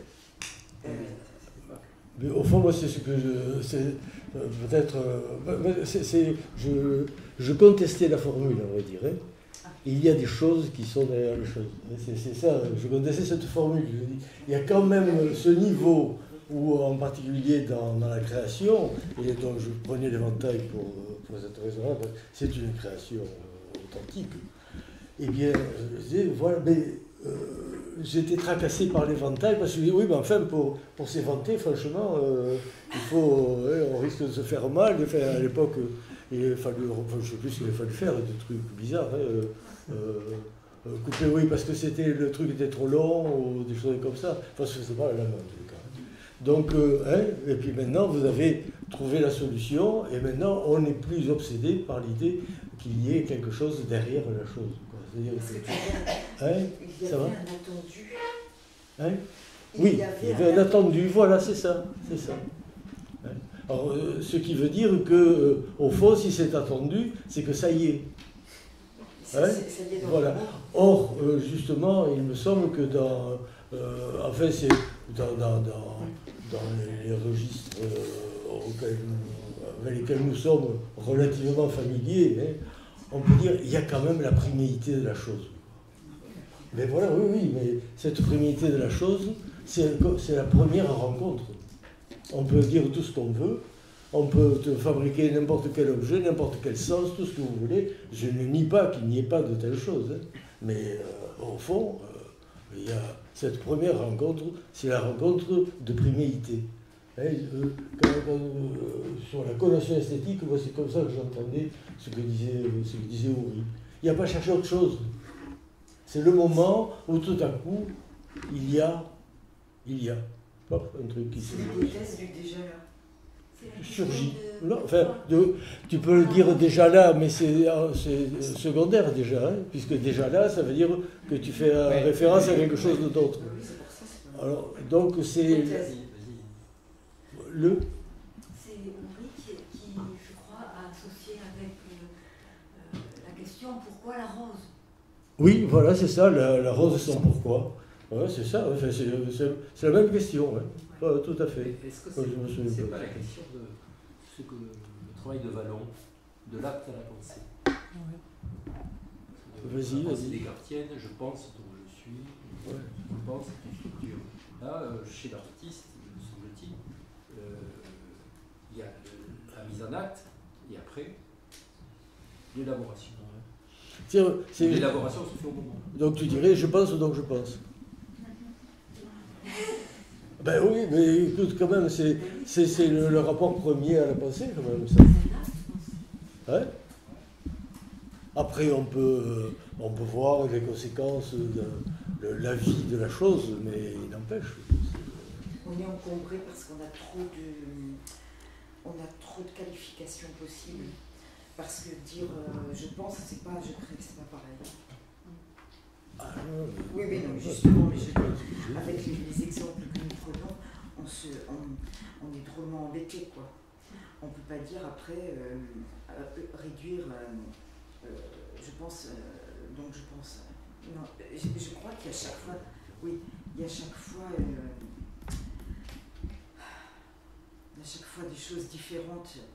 Parce que même si on essaie d'introduire quelque chose, c'est pour ça que les gens de l'art brut, enfin les artistes de l'art brut ou les artistes qui sont pas encombrés par la formation, il n'y a pas de mots. Ça veut dire que c'est de l'expérience avec des choses à côté, avec des choses trouvées, où finalement on se retrouve au fur et à mesure, même si on ne relève pas de l'art dit brut, mais on se retrouve parce que la trouvaille, c'est-à-dire le fait d'avoir un élément, d'avoir, je ne sais pas, quelque chose qui va arriver dans le travail, enfin dans le processus, je ne sais pas comment il faut dire, c'est une prise, et ça se fait à un moment. On ne peut pas se dire qu'il y a un objet, l'objet il est en train de se faire et il se construit au fur et à mesure qu'on le constate. Écoute, moi j'ai été, ça fait un certain temps qu'on se connaît. Oui, ça fait un certain temps qu'on se connaît. Et j'étais frappé de voir ton lapsus là. Un lapsus de pierre, ça vaut de l'or. C'est une pierre d'or, vraiment. Et je trouve ça très intéressant quand même, la différence entre le tonneau des Danaïdes et la boîte de Pandore. Enfin, on s'aperçoit qu'en se vidant, le tonneau des Danaïdes permet à l'espoir de naître. C'est continu. C'est ça le lapsus. Oui, c'est ça. C'est la continuité. Je vois par exemple, là récemment, j'ai vu pas ton exposition de l'indépendante, ton exposition de comment ça s'appelle ? De Amélie, voilà, Amélie. Je confonds toujours avec Carole Surtec.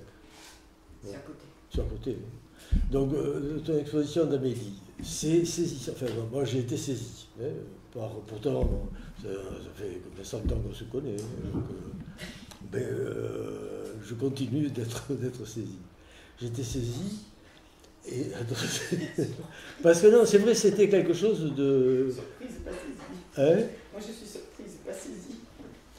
Oui, tu es surprise, bon, voilà. Et ce que j'ai trouvé d'étonnant, c'est... Alors, ça c'est quelque chose qui... Je sais que c'est un de tes thèmes de pensée favoris, mais c'est le titre. Alors, le titre est très intéressant parce que le titre, il vient tout à coup dénouer le saisissement. Et puis c'est... alors moi, le mot est très compliqué. C'est l'eau, comment... Oui. Amélie, là, les grands tableaux. Ça coule de source. Oui. Ah oui, non, la locline. Là, La locline. C'est ça que tu cherches? je sais pas, comment ça, tu dis ça? Il y a allocline et thermocline. Voilà, c'est ça, l'allocline ou thermocline. Ces mots sont, tu les marques, quelque part, c'est très très bien. Mais ce qui est saisissant, c'est ce par quoi on est pris.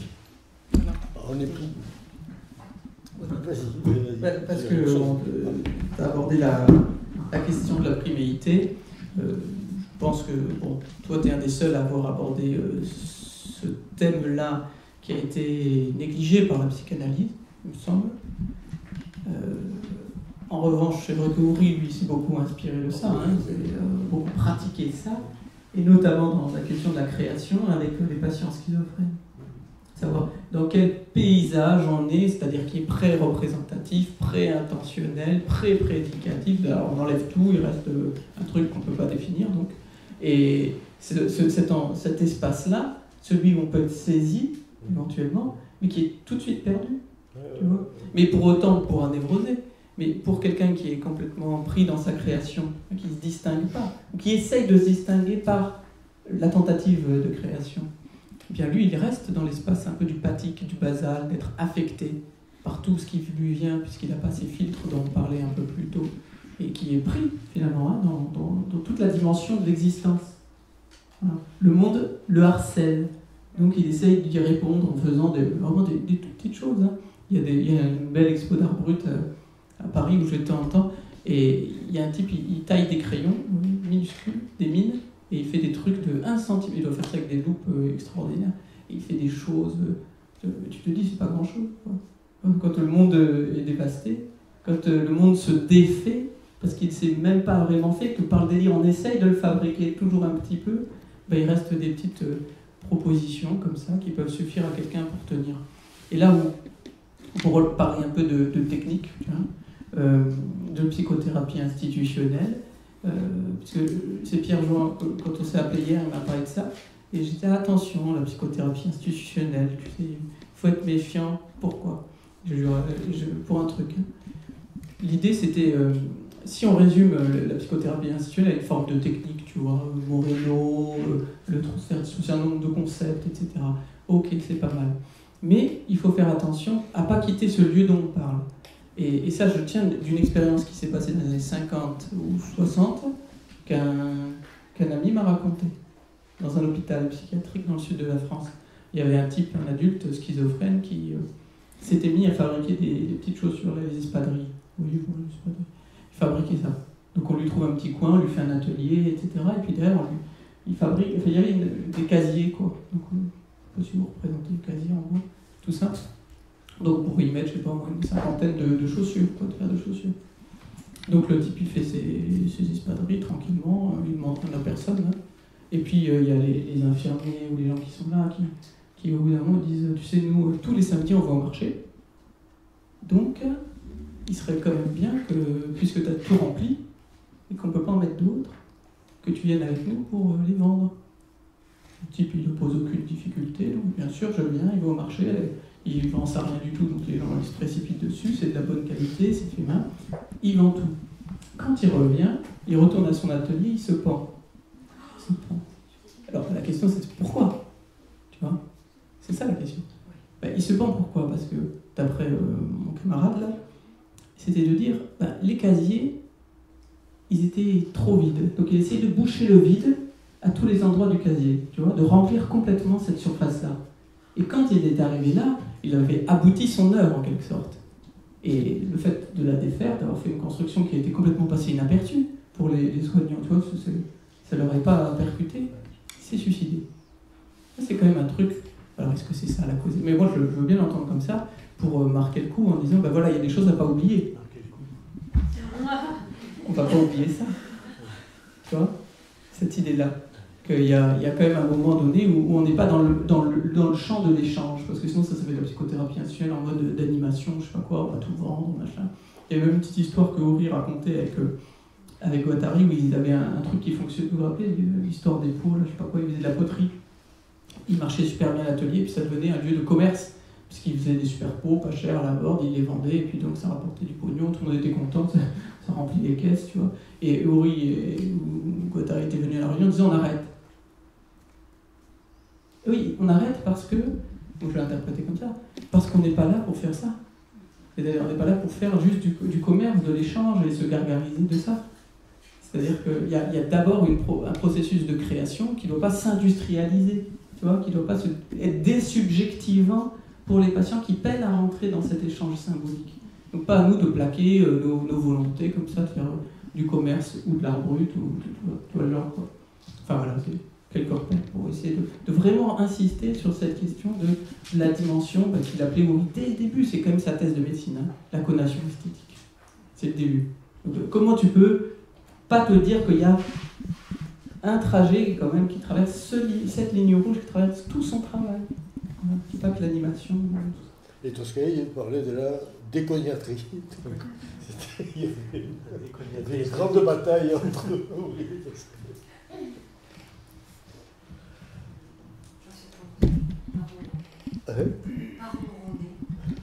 Oui, aussi. Faut pas il en parle, Pierre, là, dans son livre Ouridon. Quand un atelier marche trop bien, il faut faire attention.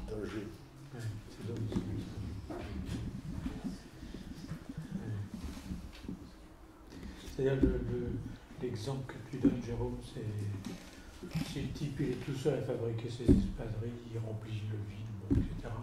C'est pas un club. C'est pas un club, non. Alors que si on est plusieurs à fabriquer les espadrilles, peut-être le mec se pend pas, quoi. Parce que d'un seul coup, l'investissement de l'objet qui est de l'art brut, là, puisque une fois qu'on est vendu, ces rustines sont parties, voilà, si on le fabrique à plusieurs, j'investis le mec qui fabrique avec moi les espadrilles et d'un seul coup, je ne suis plus tout seul au monde. Hein. Donc l'idée de la psychothérapie professionnelle, c'est justement pas faire des ateliers commerciaux, c'est de faire des trucs ensemble. Hein.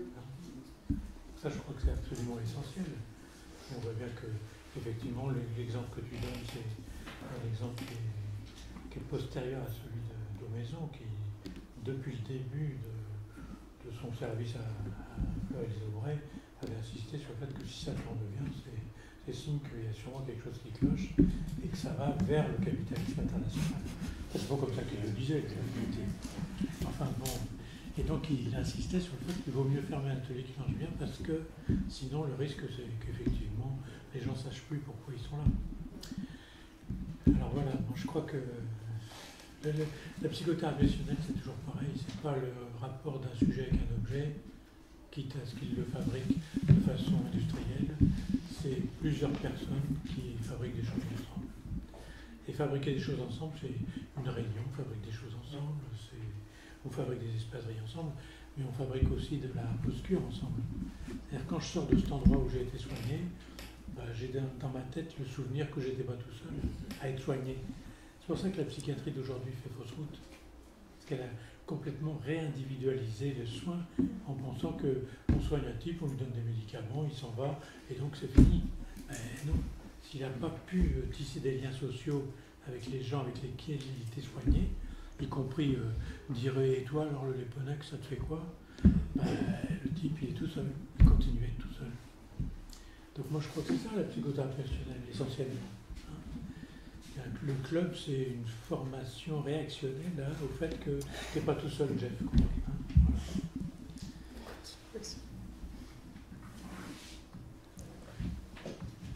Jacometti, une question là.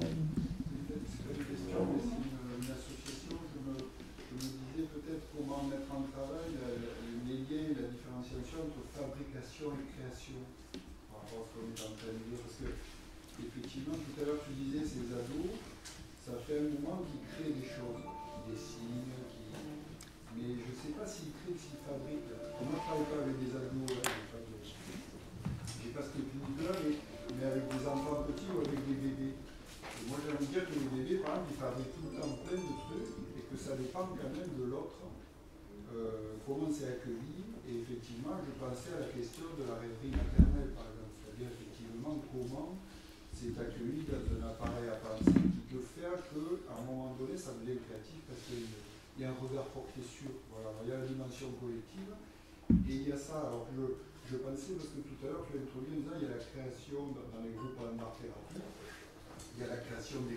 patients, mais il y a la création des soignants. Alors, comment la cultive, la création des soignants? C'est quoi garder une dimension créative dans l'accueil par des soignants ou des thérapeutes voilà. Moi c'est une vraie question, parce que dans les établissements aujourd'hui, on entend souvent le dire, les établissements, que ce soit de santé ou médico-sociaux, ça ne fait pas rêver. On est pris dans des processus de fabrication au sens industriel du terme. Vous pouvez me dire quelque chose d'ingénieur? Et là, je me disais, peut-être les art-thérapeutes, ils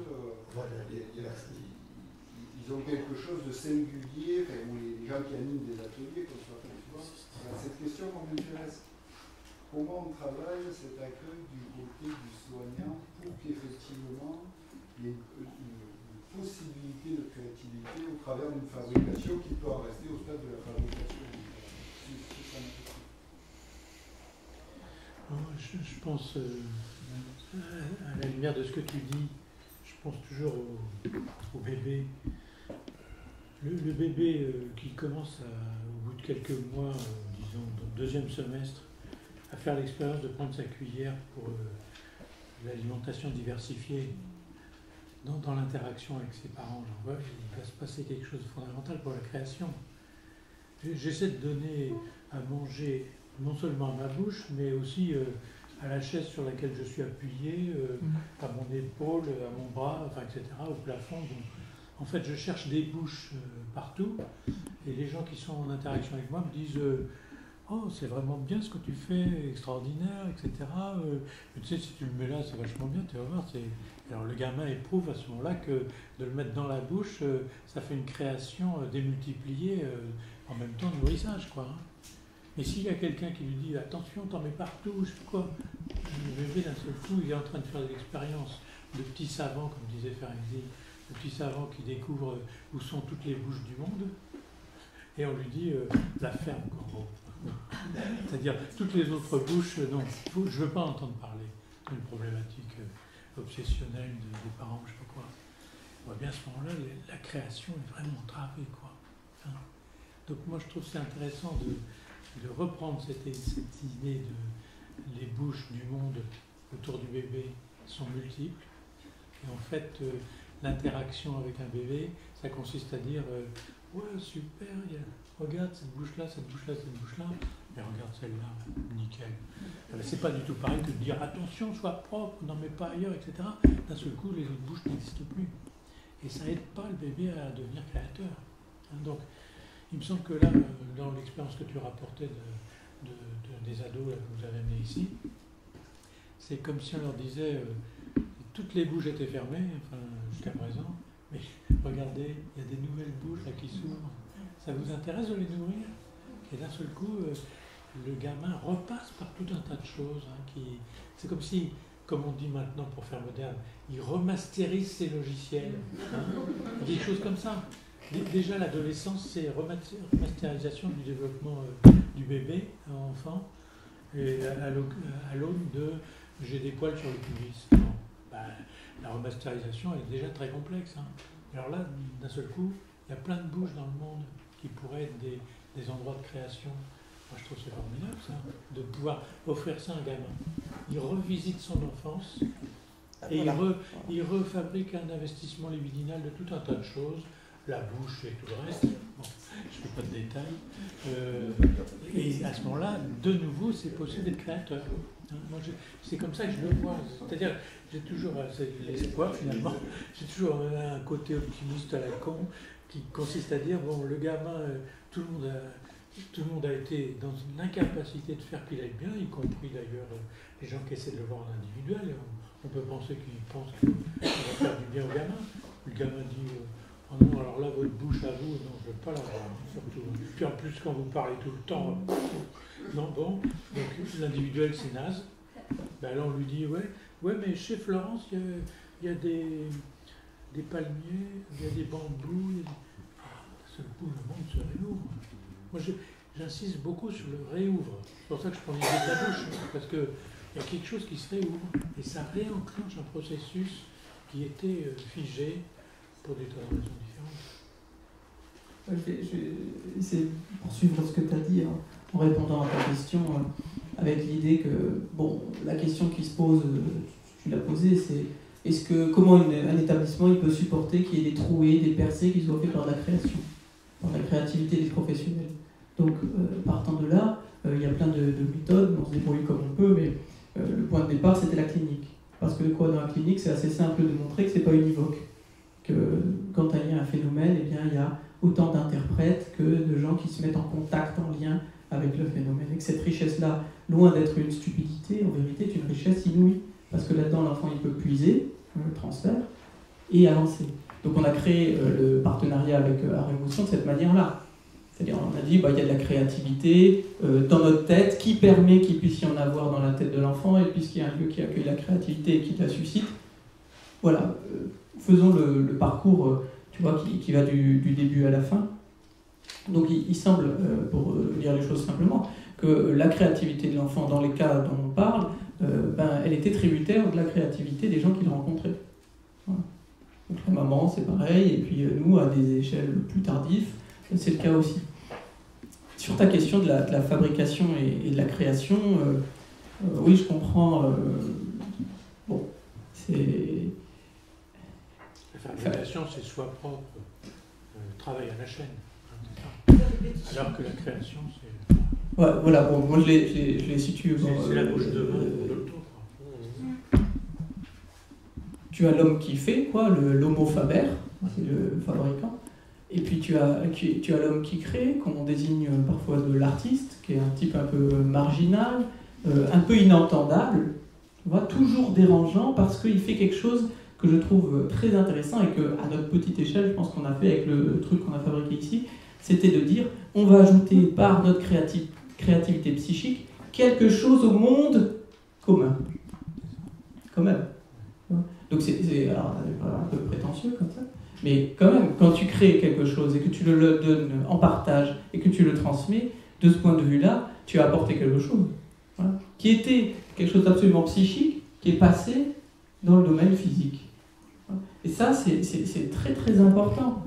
Parce qu'il faut que les idées, comme on disait, les idées, une fois qu'elles s'emparent des masses, deviennent des forces matérielles. Vous connaissez la référence? C'est un peu l'idée. Moi, je le vois comme ça. Quant à la création en tant que telle, il y a deux niveaux. Il y a le niveau, on pourrait l'appeler comme un peu schématique, mais pour soi, et le niveau pour le grand autre. Parce que, qu'est-ce qu'ils font ces enfants, moi, je pense, quand ils créent dans leur coin? Et je ne sais pas s'ils fabriquent, je ne le pense pas, je pense autre chose. Je me dis, ils sont en train d'aller explorer un point d'origine, qui n'est pas un point forcément chronologique, hein, mais un point dans leur origine, pour réviser au présent ce qui peut s'écrire au futur. Et ça, c'est comme ça que je le vois, la démarche de création. C'est-à-dire que ça vient être le champ des possibles qui s'ouvre à condition de faire face à un ensemble de choses qui sont à réviser au cours de ce qui se présente avec l'effondrement, on va dire, des parents qui a été du fait assez souvent de l'adolescent qui a bien compris que s'il en restait là, ça allait mal finir. Voilà, c'est avec les parents, ça allait pas être vraiment ça. Donc la question de la création, c'est quand même la création de la création, c'est la question de la création d'un grand autre, nouveau, avec lequel on va dialoguer. Et ici, on pourra mettre en mouvement des choses qu'on a dans notre rapport intime au grand autre, dont on essaye finalement de dépasser les anciennes figures périmées, pour en créer des nouvelles à partir desquelles on va faire des choses nouvelles.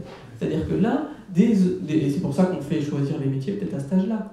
Tu vois, on regarde ce que font autour de nous les parents pour essayer de trouver d'autres métiers à faire, ou qui sont en connexion, ou qu'on n'arrive pas à dépasser. Et comment on comprend que des enfants ils soient complètement inhibés quand ils disent je sais pas quoi faire. C'est toute une démarche, je pense, de création qui est à mettre en situation, pas forcément avec l'art-thérapie, mais la parole c'est aussi une création, on se décolle avec les mots, tout ça, et pas qu'avec la matière physique. Voilà, on arrête là pour ta question. Faciliter la création et le choix d'un métier pour un adolescent, suivez le protocole de Parcoursup, c'est formidable. Moi, je repensais à propos de ta question à une image que notre vieil ami Horace Torobia donnait souvent, la différence entre la fabrication d'un jeu de patience opposé à la création d'un jeu de taquin. Avec le jeu de patience, on retourne les pièces, et puis il faut que tout le monde retrouve sa place dans le truc qui est prévu à l'avance. Alors que le taquin, il y a une case vide, et à partir de la case vide, avec toutes les lettres qui sont autour, on peut faire le message qu'on veut. Hein, je te hais, je t'aime, je te suis indifférent, etc. Tout est possible parce qu'il y a une case vide. Vous savez, ces petits jeux-là. Donc je trouve que c'est une bonne image, ça, pour dire finalement, ça n'a pas l'air tellement différent hein, quand on le voit comme ça d'avion, mais en fait, la différence, c'est le vide dont tu as parlé à plusieurs reprises. Et il a parlé aussi de la capacité de rêverie. Oui, capacité de rêverie, absolument.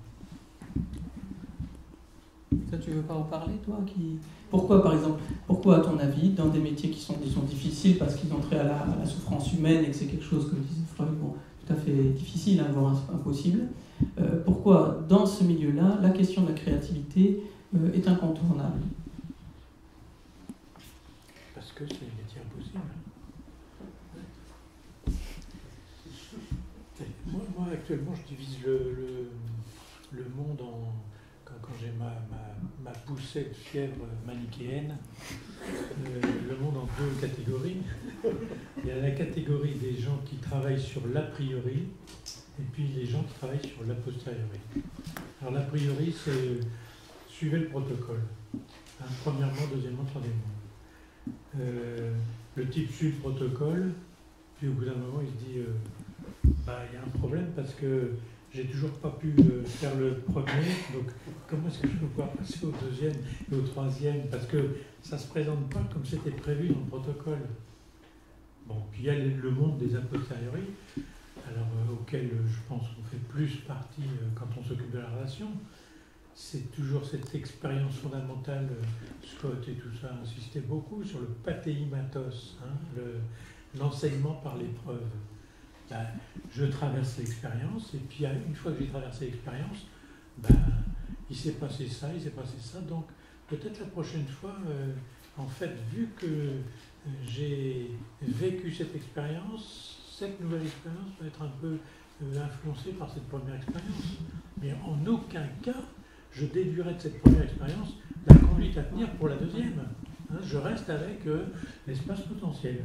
C'est la capacité de rêver. Tous ces concepts se rejoignent. C'est-à-dire, au fond, rendre possible quelque chose qui serait une invention. Hein. Une invention, c'est quoi? C'est un truc qui n'a encore pas existé. Hein, et donc, il y a quelque chose de cet ordre-là qui est possible. Alors, on voit bien que la société actuelle va dans le sens des protocoles.